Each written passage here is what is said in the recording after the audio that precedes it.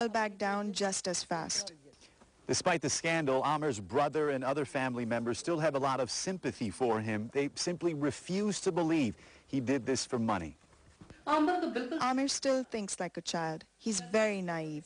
He was forced into doing this. He wasn't greedy for money. I'm absolutely sure he would never do something like this, says Amir's brother. He told us he was forced to do it. This is where Amir learned to play cricket in these dusty fields, a world away from the bright lights of London in the multi-billion-dollar world of international cricket. A cricket coach discovered Amir here when he was 11. He took him away to this boarding school and cricket academy just outside Islamabad. This was one of his classrooms. This was his bed. His room covered with handwritten motivational quotes. Success and excuse do not walk together.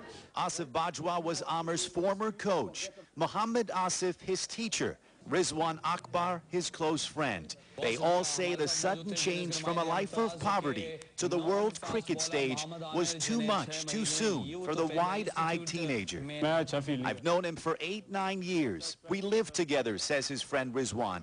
I didn't think he would ever do anything like this. Those who know Amir are convinced he will play pro cricket again. If he controls himself, if he manages mentally managed, definitely he will come back. But with a 6-month jail sentence and a 5-year suspension from cricket, a comeback will take a while. Amir's mother says she'll wait and pray as long as it takes. In my heart, I know that God is with him, and he will make a comeback with my prayers. Reza Saya, CNN, Changabanyal, Pakistan. We'll take our second break. Sport is next.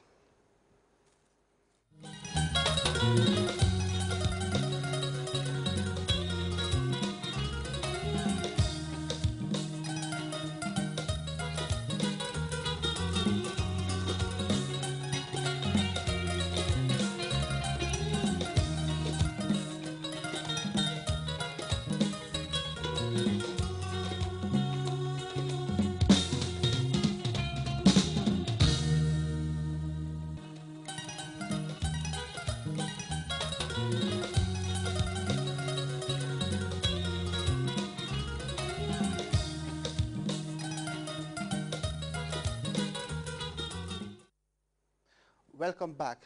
Gambians Tuesday morning woke up to news of the sacking of the national team coach Paul Pot. The Belgians' 4-year contract was terminated by the Ministry of Youth and Sports. News of the head coach sacking comes on the back of a string of poor results in the recent African Nations Cup Finals head qualifiers. Babacar Senghor looks back on Paul Pot's 3-year reign as coach of the Scorpions.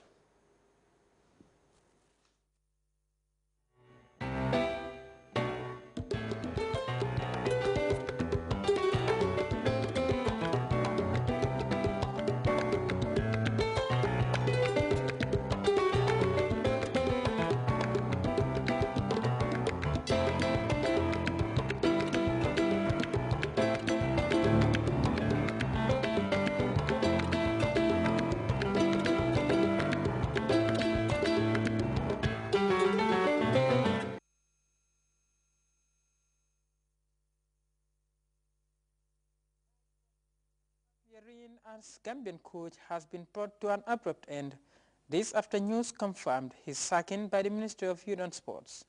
The Belgian, who until recent bout of unfavorable results kicked in, had built up a healthy relationship with Gambian football fans with a string of impressive wins by his sides in the 2010 Nations Cup qualifiers.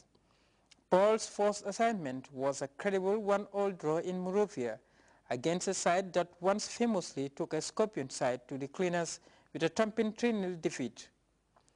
The Gambia will go on to record some sterling displays against some of the continent's top teams, notably Senegal and Algeria under the tutelage of the Belgian. The Scorpions' goalless draw with near neighbors and fierce rival Senegal, coupled with a 1-0 home win over the Desert Foxes, catapulted the team to the top of the group, and with it left an expectant nation with excessive belief that an first Nations Cup appearance was within reach. All this was achieved against the backdrop of a nation pulling all its efforts and meager resources in one direction. Paul keeps emphasizing one hugely important thing: quality preparation. It was as if it was the perfect marriage between a hungry coach and a nation starved of sporting success at the highest level.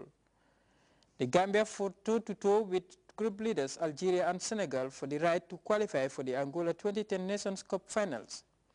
In the final game in a heated local derby in Dakar against Senegal, Paul Pot presided over one of the country's finest hour in football.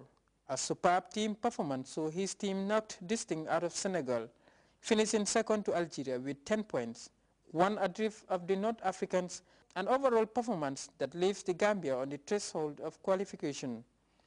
In the heat of the euphoria in the famous Leopold Sédar Senghor Stadium, a hugely satisfied Paul Pot spoke to the press. Now you have been created, you see a basic, now we have to continue, but still there's a lot of work to do. I told the Gambian, we have diamond in the hands, but we have to polish the diamonds. But we miss a certain maturity, a certain experience, but this young team has a great future before them, and I'm very proud to be the national coach of the Gambia. Fast forward to the events of the post-2010 qualifiers, and there is no doubting Paul's team was losing its way. A comfortable 3-1 home win over Namibia was followed by an equally symbolic 3-1 loss to Burkina Faso. Things began to unravel, and in a year marred by both on- and off-field squabbles, Paul Pot and his charges played through the 2012 qualifiers with increasing lack of self-belief, which culminated in the Gambia losing twice in 4 games in the recently concluded qualifiers. But it was against Burkina Faso in the final game of the qualifiers that the writing on the wall becomes clearer for the Belgian and his future in Gambian football. He has for years counted on the support of Gambian fans, and he got it in abundance in previous games, but at home against the Stallions, those same home supporters protested with their feet. Few of them turned out to watch their beloved Scorpions, perhaps the lowest attendance for a senior team game in many, many years. A statement which spoke much about what was to come. 3 weeks later, Paul Pot was shown the exit door. The Permanent Secretary, Ministry of Youth and Sport, spoke to Grts on the subject early Tuesday morning. It was then a collection of getting the other party in the contract, which in this case, where the coaches fulfill their side of the contract. And critical in that was to qualify the Gambia to 2012.